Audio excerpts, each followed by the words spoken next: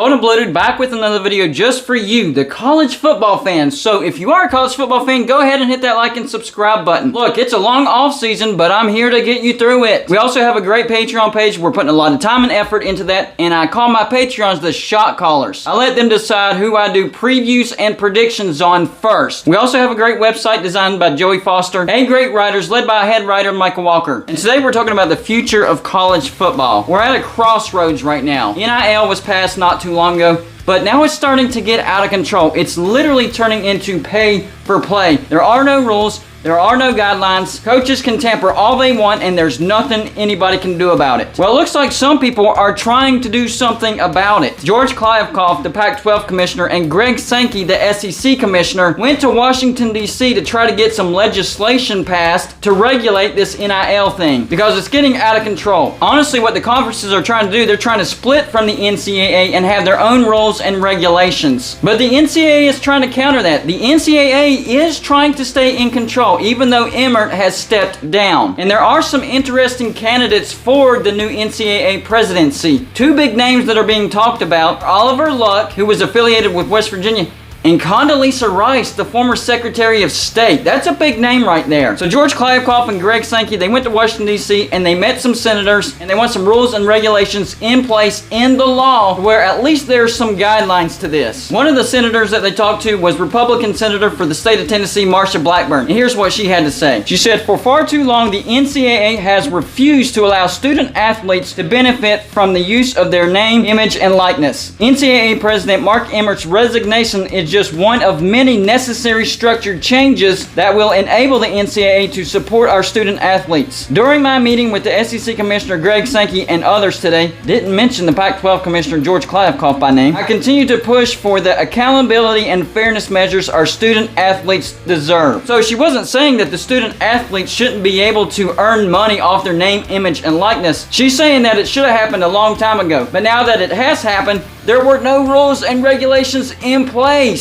because the NCAA wasn't expecting it to happen. That's the problem here. The NCAA thought it would never be passed, so they never had any backed up guidelines or rules to govern it once it did happen. They thought they had control of everything, when in fact it was the complete opposite. And the results for the NCAA, the consequences are now there's pay for play, and the transfer portal is now being used for financial leverage. Here's what George Kliavkoff had to say about the situation. "I have been invited to meetings with several senators to discuss the issues we're seeing with name, image, and likeness and the existential threat to our student athletes being deemed to be employees. Yes, that is a real threat. Either the NCAA is going to get its act together in enforcing this, or I'm going to be pushing for a smaller group to figure out how to create and enforce the NIL rules that we all agree on related to inducement and pay for play. The amount of the NIL payment should be commensurate with the work done as a backstop to make sure that we're not using it related to inducement and pay for play." In other words, he's saying the NIL shouldn't be used as a recruiting tool, as a way to get a transfer that you want from another team.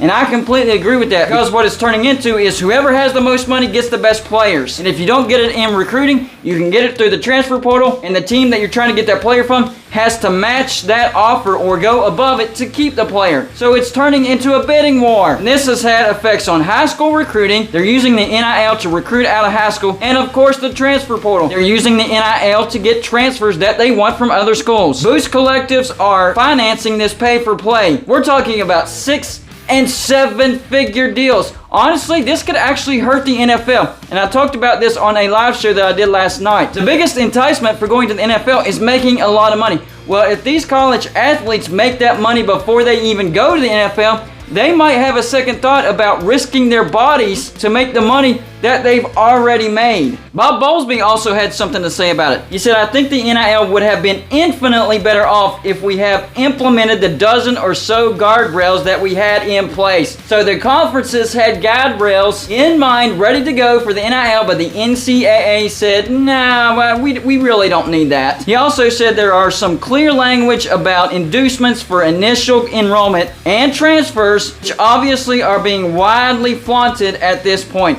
Exactly right. So what he's saying is the conferences themselves had rules and guidelines ready to go for the NIL to discourage what's going on right now. The NIL being used for high school recruitment and getting transfers. But once again, the NCAA dropped the ball because they didn't even think the NIL was going to be passed, so they didn't even entertain the thoughts of these rules and regulations. Which, by the way, I don't know what these rules and regulations are. They didn't talk about those. They just said they had them. Now, according to the current NCAA president, Mark Emmert, who is stepping down, he's saying he has tried to get the federal lawmakers involved, especially on the business aspect of the NIL and college football. Bull crap. You didn't think the NIL was going to get passed, so you didn't worry about it. So now you're trying to react instead of being proactive, which was the same issue that the Big 12 had with conference realignment. They're trying to fix the problem after it happened. That's what you're trying to do. Don't lie about it, Mark Emmert. But instead of having rules and regulations in place for when the NIL was going to get passed, that didn't happen. And now, instead, states have come up with different rules from state to state, different rules and laws, and it's all over the place. There's nothing consistent. What is the answer to this?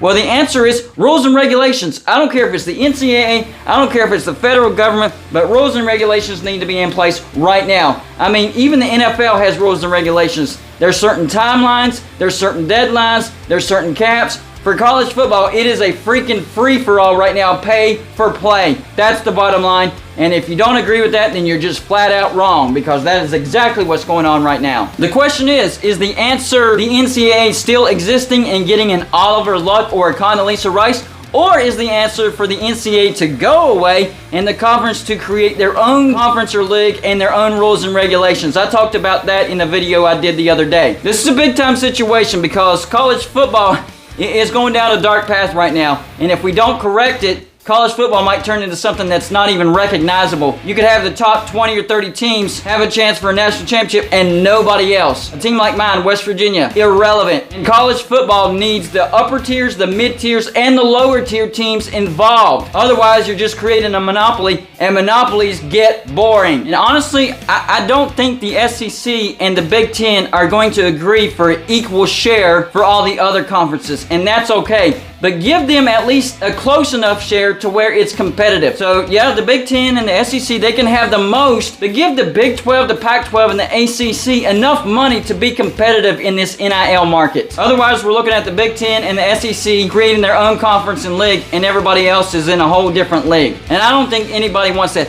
I don't even think SEC fans and Big Ten fans want that either. Because guess what? There goes your bragging rights. There goes your superiority. Yes, you broke off and you're only competing against each other and you're making the most money, but the competition is much smaller. It's shrunk. So y'all let me know in the comment section what you think about this situation, what the solution is. Should the NCAA keep existing and create rules and regulations? Or do you think it's time for college football to move on from the NCAA and create their own rules and regulations as long as they include everybody? That's the thing. I'm okay with anything as long as it includes everybody. Don't let it be just the SEC and the Big Ten. I definitely look forward to your comments on this one. That's all I got for you for this show. Like and subscribe if you haven't already, and I'll see you on my next show.